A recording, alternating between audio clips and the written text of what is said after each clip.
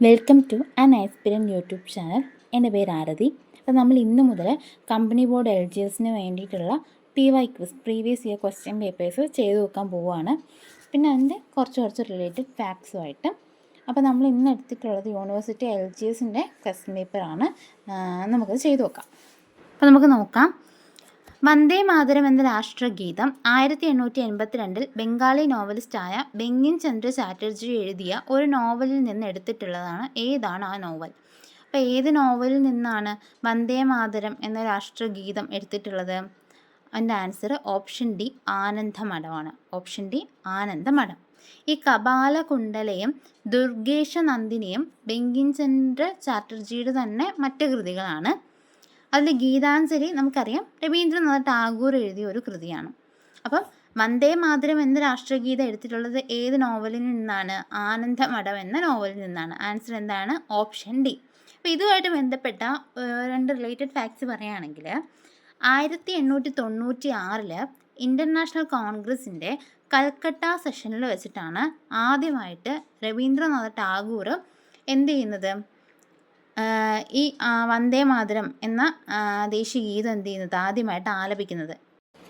Okay, അപ്പം വന്ദേ മാതരം ഏത് നോവലിൽ നിന്നാണ് എടുത്തിട്ടുള്ളത്? ആനന്ദമഠം എന്ന നോവലിൽ നിന്നാണ് എടുത്തിട്ടുള്ളത്. അത് എഴുതിയത് ആരാണ്? ബങ്കിം ചന്ദ്ര ചാറ്റർജിയാണ്. ഓക്കെ, ഇനി 1896 ഇൻ്റർനാഷണൽ കോൺഗ്രസ്സിലെ കൽക്കട്ട സെഷനിൽ വെച്ചിട്ടാണ് ടാഗോർ എന്ത് ചെയ്യുന്നത്? ആദ്യമായിട്ട് വന്ദേ മാതരം എന്ത് ചെയ്യുന്നത്? ആലപിക്കുന്നത്. അപ്പോൾ ഇതെന്ത് ചെയ്യുക? ഓർത്ത് വച്ചേക്കുക. ഇനി അടുത്ത ദിവസം നോക്കി. ഇന്ത്യയുടെ ദേശീയ ഗാനം പാടിത്തീർക്കുവാൻ എടുക്കേണ്ട സമയപരിധി ഇന്ത്യ ഗവൺമെൻറ്റിൻ്റെ ചട്ടപ്രകാരം എത്ര സെക്കൻഡാണ്? എത്ര സെക്കൻഡാണ് ഇന്ത്യയുടെ ദേശീയ ഗാനം പാടിത്തീർക്കുവാൻ എടുക്കേണ്ട സമയപരിധി? 52 സെക്കൻഡാണ്. Option A 52 സെക്കൻഡാണ്. ഇതുമായിട്ട് ബന്ധപ്പെട്ട രണ്ട് റിലേറ്റഡ് ഫാക്ട്സ് പറയുകയാണെങ്കിൽ 1950 ജനുവരി 24 നമ്മൾ എന്ത് ചെയ്യുന്നത്? കോൺസ്റ്റിറ്റ്യൂവൻ്റ് അസംബ്ലി എന്ത് ചെയ്യുന്നത്? നമ്മുടെ ദേശീയ ഗാനമായിട്ട് ജനഗണമന എന്ത് ചെയ്യുന്നത്? അഡോപ്റ്റ് ചെയ്യുന്നത്. ഓക്കെ, അത് 1950 ജനുവരി 24 അത് ഓർത്ത് വയ്ക്കാം. രണ്ടാമത്തെ കാര്യം, 1911 BN ദർ അധ്യക്ഷനായ ഇന്ത്യൻ നാഷണൽ കോൺഗ്രസിൻ്റെ സമ്മേളനത്തിൽ വെച്ചിട്ടാണ് ആദ്യമായിട്ട് സരളാദേവി എന്ത് ചെയ്യുന്നത്? ജനഗണമന ആലപിക്കുന്നത്. അപ്പോൾ ജനഗണമന ആദ്യമായിട്ട് ആലപിക്കുന്നത് ഏത് സമ്മേളനത്തിൽ വെച്ചിട്ടാണ്? 1911 BN ദർ അധ്യക്ഷനായ കോൺഗ്രസ് സമ്മേളനത്തിൽ വെച്ചിട്ടാണ് ആദ്യമായിട്ട് ജനഗണമന എന്ത് ചെയ്യുന്നത്? ആലപിക്കുന്നത്. ഓക്കെ, ഇത് രണ്ടും എന്ത് ചെയ്യുക? ഓർത്ത് വച്ചേക്കാം. അടുത്ത മൂന്നാമത്തെ ക്വസ്റ്റ്യൻ നോക്കി. ഇന്ത്യൻ ഭരണഘടനയിൽ 1976 ഒരു ഭരണഘടനാ ഭേദഗതി നിയമം വഴിയാണ് മൗലിക ചുമതലകൾ ഉൾപ്പെടുത്തിയത്. താഴെ പറയുന്നവയിൽ ഏത് ഭേദഗതി നിയമം അനുസരിച്ചാണ് 10 ചുമതലകൾ ഇന്ത്യൻ ഭരണഘടനയിൽ ഉൾപ്പെടുത്തിയത്? അപ്പോൾ നോക്കിയേ, മൗലിക ചുമതലകൾ അഥവാ ഫണ്ടമെൻ്റൽ ഡ്യൂട്ടീസ് നമ്മുടെ ഭരണഘടനയിലെ ഭാഗം 4(7) എന്ത് ചെയ്യുന്നത്? പറയുന്നത്. നമുക്ക് എത്ര മൗലിക ചുമതലകളാണുള്ളത്? നിലവിൽ 11 മൗലിക ചുമതലകളാണുള്ളത്. എന്നാൽ അതിലാദ്യത്തെ 10 ചുമതലകൾ 1976 42ാം ഭേദഗതി നിയമം വഴിയാണ് എന്ത് ചെയ്യുന്നത്? ആഡ് ചെയ്യപ്പെടുന്നത്.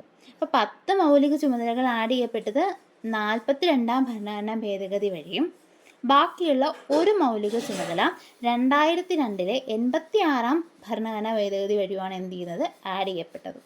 ഓക്കെ, അതുകൊണ്ടാണ് ഇവിടെ എടുത്ത് ചോദിച്ചിട്ടുള്ളത് 1976 ഒരു ഭരണഘടനാ ഭേദഗതി നിയമം വഴിയാണ് മൗലിക ചുമതലകൾ ഉൾപ്പെടുത്തിയത്. താഴെ പറയുന്നവരിൽ ഏത് നിയമം അനുസരിച്ചാണ് 10 ചുമതലകൾ എന്നെന്ത് ചെയ്യുന്നത്? ഇങ്ങനെ എടുത്ത് ചോദിക്കുന്നത്. കാരണം ആ സമയത്ത് 42ാം ഭേദഗതിയിലൂടെ 10 ചുമതലകൾ മാത്രമേ ആഡ് ചെയ്യപ്പെട്ടിട്ടുണ്ടായിരുന്നുള്ളൂ. പിന്നീട് 2002 86ാം ഭരണഘടനാ ഭേദഗതിയിലൂടെ ഒരു മൗലിക കടമ കൂടെ എന്ത് ചെയ്യുന്നത്? ആഡ് ചെയ്യപ്പെടുന്നത്.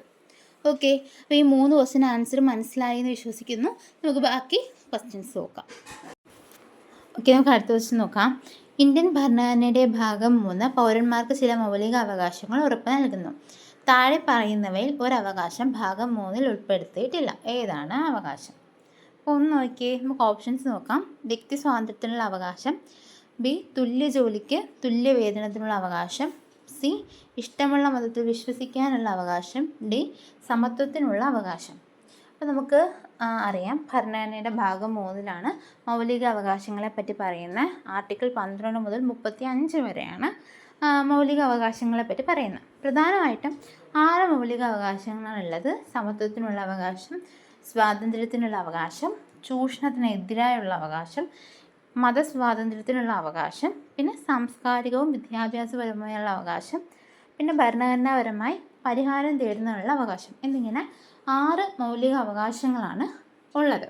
അപ്പോൾ ഇതിൽ മൗലിക അവകാശങ്ങളിൽ പെടാത്തത് ഏതെന്നാണ് ചോദിക്കുന്നത്. അപ്പോൾ അതിൻ്റെ ആൻസർ ഓപ്ഷൻ ബി ആണ്. തുല്യ ജോലിക്ക് തുല്യ വേതനത്തിനുള്ള അവകാശം. അത് മൗലിക അവകാശങ്ങളല്ല, മറിച്ച് നമ്മുടെ ഭരണഘടനയുടെ ഭാഗം 4 നിർദ്ദേശക തത്വങ്ങൾ അഥവാ DPSP ഭാഗത്ത് ഉൾപ്പെടുന്ന ഒരവകാശമാണ് തുല്യ ജോലിക്ക് തുല്യ വേതനത്തിനുള്ള അവകാശം. അപ്പോൾ അതിൻ്റെ ആൻസർ എന്താണ്? ഓപ്ഷൻ ബി ആണ്. അടുത്തത് ഇന്ത്യൻ ഭരണഘടനയുടെ വകുപ്പ് ആർട്ടിക്കിൾ 21A 6 മുതൽ 14 വയസ്സ് വരെയുള്ള കുട്ടികൾക്ക് സൗജന്യവും നിർബന്ധിതവുമായ വിദ്യാഭ്യാസം ഒരു മൗലിക അവകാശമായി ഉറപ്പു നൽകുന്നു. ഏത് ഭരണഘടനാ ഭേദഗതി നിയമം അനുസരിച്ചാണ് ഈ വകുപ്പ് ഭരണഘടനയിൽ ഉൾപ്പെടുത്തിയിരിക്കുന്നത്? അപ്പോൾ ഒന്ന് പറഞ്ഞേ. 86 ഭേദഗതിയാണ്. ആൻസർ എന്താണ്? ഓപ്ഷൻ എ 86 ഭേദഗതി. അപ്പോൾ ഇത് ശ്രദ്ധിച്ച് കേൾക്കണം. ഞാൻ നേരത്തെയും ഈ 86 ഭേദഗതിയെക്കുറിച്ച് പറഞ്ഞിട്ടുണ്ടായിരുന്നു. 2002 ആണ് 86 ഭേദഗതി വരുന്നത്. അപ്പോൾ ഈ 86 ഭേദഗതിയിലൂടെ ആർട്ടിക്കിൾ 21A ഫണ്ടമെൻ്റൽ റൈറ്റ്സിൽ കൂട്ടിച്ചേർക്കപ്പെട്ടു. കൂടാതെ ഫണ്ടമെൻ്റൽ ഡ്യൂട്ടീസിലൂടെ ഒരു എക്സ്ട്രാ ഡ്യൂട്ടി ആഡ് ചെയ്യപ്പെട്ടു. അപ്പം മൗലിക അവകാശങ്ങളുടെ ഭാഗത്ത് 86ാമത്തെ ഭരണഘടനാ ഭേദഗതി ഒരു ആർട്ടിക്കിൾ കൂടെ കൂട്ടിച്ചേർത്തു. ഏത് ആർട്ടിക്കിളാണ്? Article 21A. എന്താണ് പറയുന്നത്? 6 മുതൽ 14 വയസ്സ് വരെയുള്ള കുട്ടികൾക്ക് നിർബന്ധവും സൗജന്യവുമായ വിദ്യാഭ്യാസം നൽകുക എന്ന് പറയുന്ന ഒരു ആർട്ടിക്കിൾ കൂടെ ഈ 86 ഭേദഗതി മൗലിക അവകാശങ്ങളിൽ കൂട്ടിച്ചേർത്തു. ഇത് കൂടാതെ മൗലിക കടമകൾ ആ ഭാഗത്ത് 11ാമത്തെ കടമയായിട്ടൂടെ ഒരു പ്രൊവിഷൻ കൂട്ടിച്ചേർത്തു. എന്താണ്? 6 മുതൽ 14 വയസ്സ് വരെ പ്രായമുള്ള കുട്ടികൾക്ക് വിദ്യാഭ്യാസത്തിനുള്ള അവസരം പാരൻസ് ഒരുക്കി കൊടുക്കുക, അല്ലെങ്കിൽ ഗാർഡിയൻ ഒരുക്കി കൊടുക്കുക എന്ന രീതിയിൽ ഒരു കടമ കൂടെ ഇത് ആഡ് ചെയ്തു. അപ്പോൾ 86 ഭരണഘടനാ ഭേദഗതി 2002 ശ്രദ്ധിക്കേണ്ട കാര്യം 2 കാര്യങ്ങളാണ്. ഒന്ന്, അത് മൗലിക അവകാശങ്ങളുടെ ഭാഗത്ത് ഒരു ആർട്ടിക്കിൾ 21A എന്നൊരു ആർട്ടിക്കിൾ കൂട്ടിച്ചേർത്തു. 6 മുതൽ 14 വയസ്സ് വരെ ഇടയിൽ പ്രായമുള്ള കുട്ടികൾക്ക് നിർബന്ധവും സൗജന്യവുമായ വിദ്യാഭ്യാസം ഉറപ്പ് നൽകുക. അതാണ് മൗലിക അവകാശമായിട്ട് വന്നത്. കടമയായിട്ട് 11ാമത്തെ ഡ്യൂട്ടി ആയിട്ട് ഫണ്ടമെൻ്റൽ ഡ്യൂട്ടീസിലൂടെ ഒരു പ്രൊവിഷൻ കൊണ്ടുവന്നു. അത് പാരൻസ് അല്ലെങ്കിൽ ഗാർഡിയൻസ് ഉറപ്പ് വരുത്തുക. കുട്ടികൾക്ക് വിദ്യാഭ്യാസത്തിനുള്ള അവസരങ്ങൾ കിട്ടുന്നുണ്ട് എന്ന് ഉറപ്പ് വരുത്തുക. ഓക്കെ, അപ്പോൾ ഈ 2 ക്വസ്റ്റ്യൻ ക്ലിയർ ആയോ? അപ്പോൾ നമ്മളിന്ന് പ്രധാനമായിട്ട് ഈ 5 ക്വസ്റ്റ്യൻസും അതിൻ്റെ റിലേറ്റഡ് ഫാക്ട്സുമാണ് നോക്കിയത്. ഇനി ഞാൻ ഈ റിലേറ്റഡ് ഫാക്ട്സ് എനിക്ക് സ്ക്രീനിൽ എഴുതി കാണിക്കാനുള്ളൊരു ബുദ്ധിമുട്ട് കൊണ്ടാണ് ഞാനിങ്ങനെ എക്സ്പ്ലെയിൻ ചെയ്ത് മാത്രം പോയത്. എന്തെങ്കിലും ഞാൻ പറഞ്ഞതിൽ ക്ലാരിറ്റി കുറവോ മനസ്സിലാകാതെയോ എന്തെങ്കിലും ഉണ്ടെങ്കിൽ, സജഷൻസ് ഉണ്ടെങ്കിൽ പ്ലീസ് കമൻറ്റിലൂടെ അറിയിക്കാം. നമുക്കിതിൻ്റെ ബാക്കി PYQ അടുത്ത വീഡിയോസായിട്ട് നമുക്ക് ചെയ്യാം. നമ്മൾ ഏറ്റവും കൂടുതൽ ഈ PYQs വർക്കൗട്ട് ചെയ്തിട്ട് പോയാൽ പോലും നമുക്ക് നല്ല രീതിയിൽ എക്സാം അറ്റൻഡ് ചെയ്യാൻ പറ്റുമെന്നുള്ളതാണ്. അപ്പോൾ അതുകൊണ്ട് PYQs നന്നായിട്ട് പഠിക്കുക, PYQs വർക്കൗട്ട് ചെയ്യുക, റിലേറ്റഡ് ഫാക്ട്സ് നോക്കുക. എന്തെങ്കിലും മനസ്സിലാകാത്ത ഉണ്ടെങ്കിൽ ജസ്റ്റ് അറിയിക്കുക. അപ്പോൾ എല്ലാവർക്കും ഒരു നല്ല ദിനം ആശംസിക്കുന്നു. നമുക്ക് അടുത്ത വീഡിയോ ആയിട്ട് അടുത്ത ദിവസം കാണാം. Thank you.